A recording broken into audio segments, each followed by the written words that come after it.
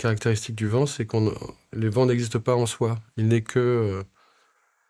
on n'entend que l'action du vent sur les feuilles, sur les surfaces, sur des fils, etc. La spécificité de mon travail, c'est d'avoir plus un rapport par rapport à ma propre expérience au vent en tant qu'humain, plus que de l'utilisation du vent dans l'histoire du cinéma. Donc moi, j'essaie toujours d'essayer de me rapprocher de ce que moi, je ressens personnellement quand je suis dans une situation venteuse.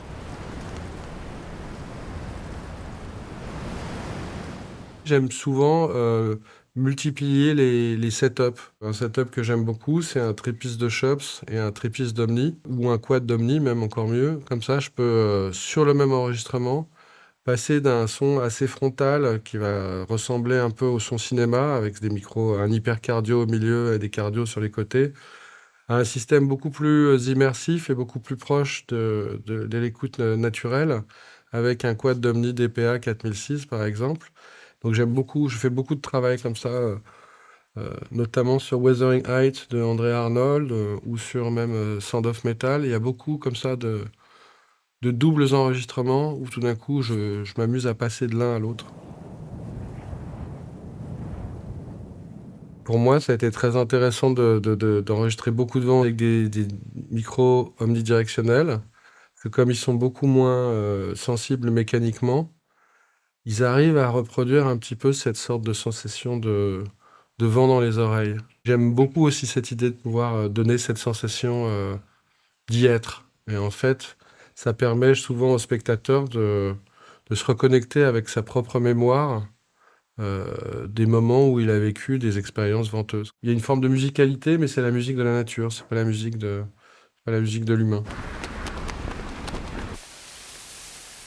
Ce qui est intéressant quand on travaille comme bruiteur, et c'est un peu ça aussi qui a déterminé ma manière de travailler au montage son, c'est qu'on fait une sorte d'analyse de ce qu'on a en tête, et après on fabrique du multicouche, c'est-à-dire qu'on va fabriquer la sensation d'air, après on va fabriquer la sensation de sifflement, après on va fabriquer la sensation de quelque chose un peu de l'ordre d'une phase qui bouge, un peu panoramique, droite-gauche, comme ça. Je me suis beaucoup amusé à faire des vents avec des feuilles, avec des tissus sur de la moquette, pour essayer de fabriquer comme ça des textures de vent. Et en fait, au fur et à mesure, on essaye de trouver les moyens de reproduire plus ou moins toutes ces sensations.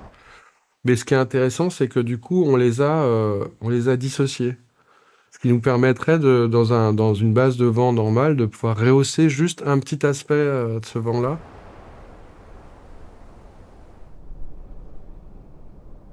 Alors, je veux leur dire que j'espère qu'ils vont avoir du plaisir déjà à utiliser ces sons. C'est la première chose. La deuxième chose, c'est que je pense que j'ai envie de leur dire que j'aimerais que ça les incite à enregistrer des sons eux-mêmes.